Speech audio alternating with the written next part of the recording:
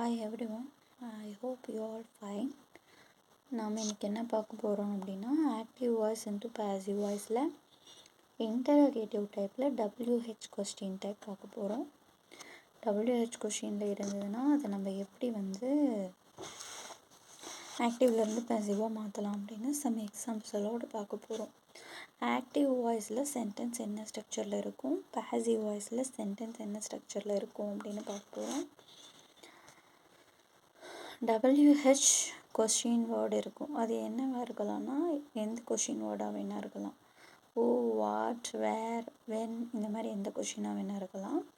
அது WH question வேர்டாக இருக்கணும். அதுக்கப்புறம் ஆக்சிலரி வேர்ப் இருக்கணும். அதுக்கப்புறம் subject plus verb plus object. அதே பாசிவ் வாய்ஸ்னால் WH கொஸ்டின் வேர்ட்லேயே ஸ்டார்ட் பண்ணுறோம், கொஸ்டின் மார்க்லேயே முடிக்கிறோம்.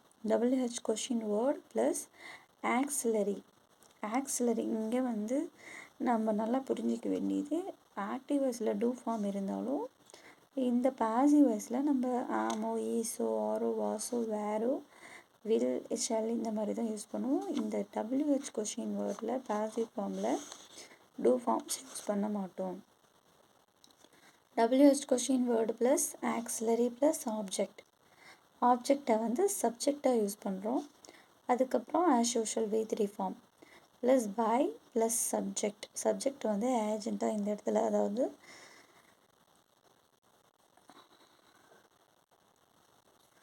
ஏஜெண்ட்டாக யூஸ் பண்ணுறோம். அடுத்தது example.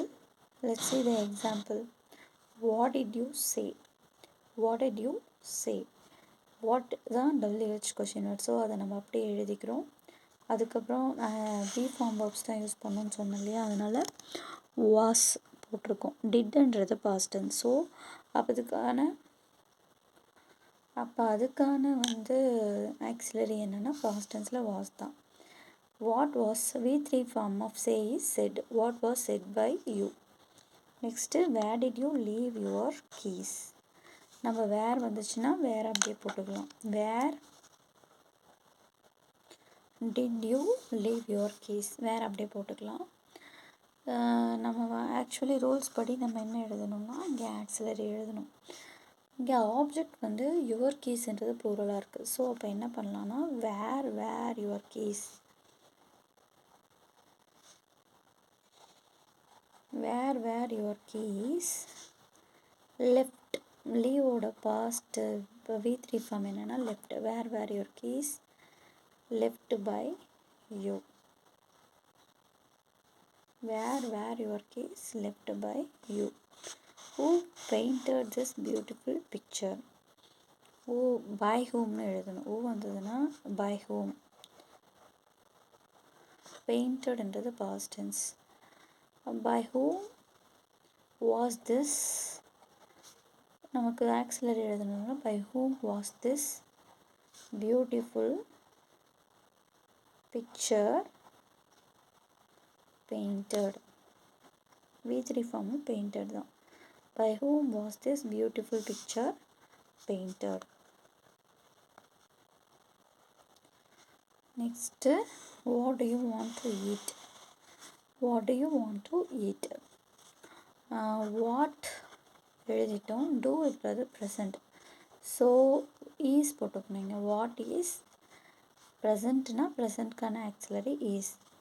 What is wanted by you to eat.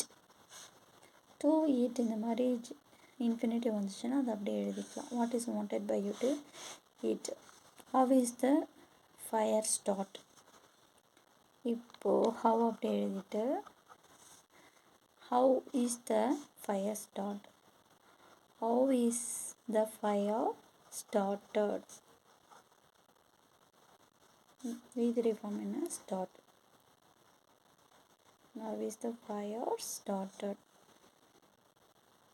எல்லாருக்கும் புரிஞ்சிருக்கும்னு நினைக்கிறேன். I will give you some more examples. Wait.